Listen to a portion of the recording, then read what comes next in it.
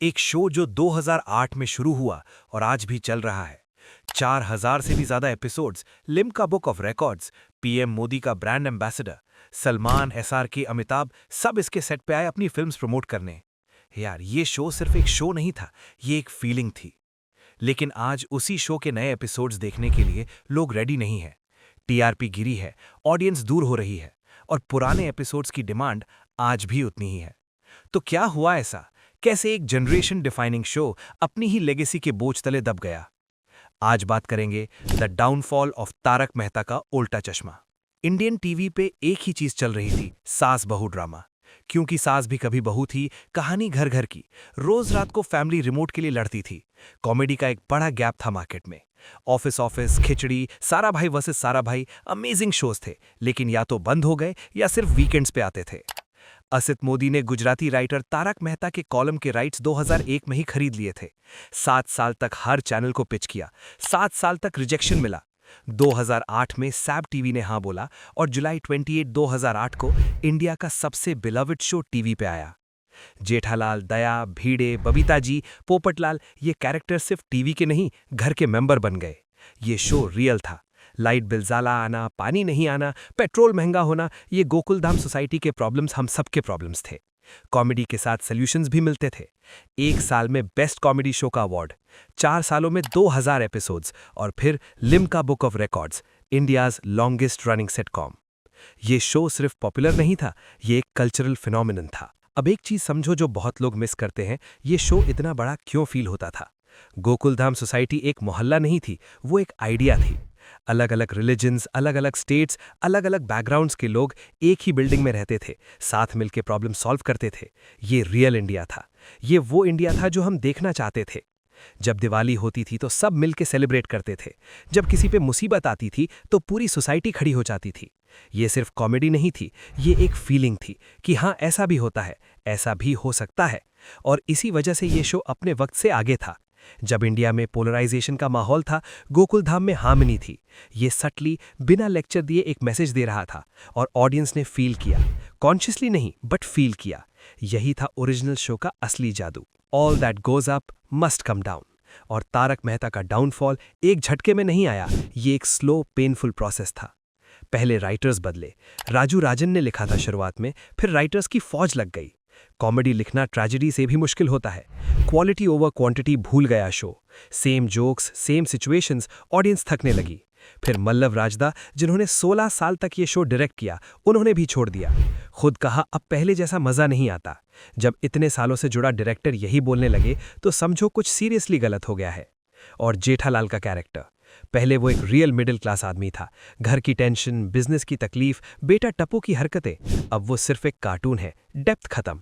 और फिर कास्ट छोड़ने लगी, एक के बाद एक। 2017 दिशा वकानी मिटर्निटी लीव पे गई और लौट के नहीं आई।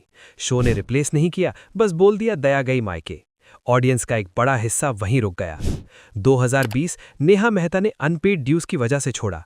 गुरुचरण सिंह ने भी शो छोड़ा और फिर 2024 में कुछ दिनों के लिए मिसिंग हो गए। नेशन वाइड न्यूज बन गई।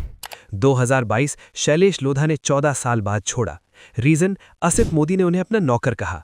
लोधा ने कोर्ट में केस किया और जीता, 1 करोड़ रुपए की सेटलमेंट। उनकी जगह आए सचिन श्रॉफ, ऑडियंस ने एक्सेप्ट नहीं किया। उसी साल राज अनतकट यानी टप्पू ने भी अलविदा कह दिया। 2023 जेनिफर मिस्त्री बांसीवाल ने शो छोड़ा और असित मोदी पे सेक्सुअल हरासमेंट का आरोप लगाया। बॉयकॉट टीएमकेसी ट्रेंड करने लगा। जब शो के फेसेस ही कोर्ट में हो, कंट्रोवर्सी में हो, मिसिंग हो, ऑडियंस का ट्रस्ट टूटने में कितना वक्त लगेगा? यहाँ पे एक चीज और समझनी जरूरी है, ये सिर्फ एक्टर्स का जाना नहीं था, ये केमिस्ट्री का टूटना था। सोचो जेठालाल और तारक मेहता की जोड़ी, वो एक बैलेंस था। जेठालाल की हरकत और तारक का समझाना, दोनों एक दूसरे के बिना इनकम्प्लीट थे। जब शैलेश लोधा गए, वो बैलेंस खत्म हो गया। नया एक्टर आया, नया चेहरा आया, लेकिन वो डायनामिक कभी वापस नहीं आई। यही प्रॉब्लम थी दया बहन के जाने से भी। जेठालाल की कॉमेडी का एक बड़ा हिस्सा दया के साथ था।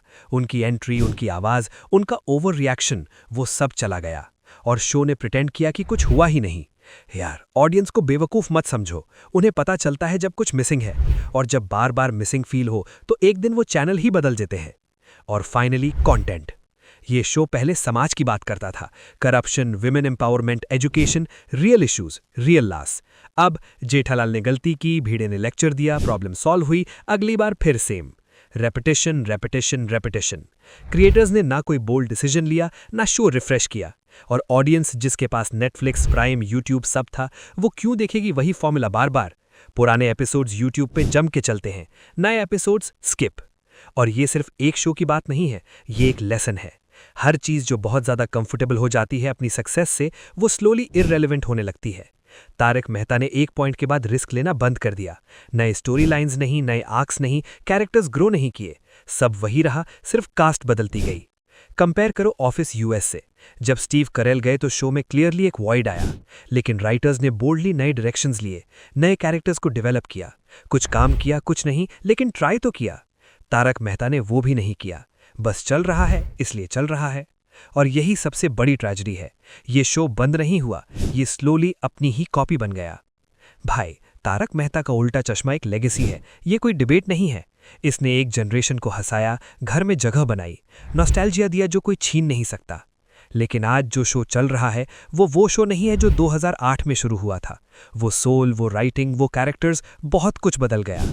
एक शो तब तक जीता है जब तक ऑडियंस उसे अपना माने, और जब ऑडियंस बार बार यही कहे पहले वाला दिखाओ, तो मैसेज क्लियर है, तारक मेहता अभी एंड नहीं हुआ, लेकिन वो खुद से बिछड़ जरूर गया है।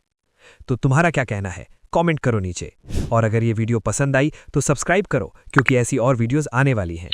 मिलते हैं नेक्स्ट वीडियो में, तब तक के लिए जय श्री कृष्णा।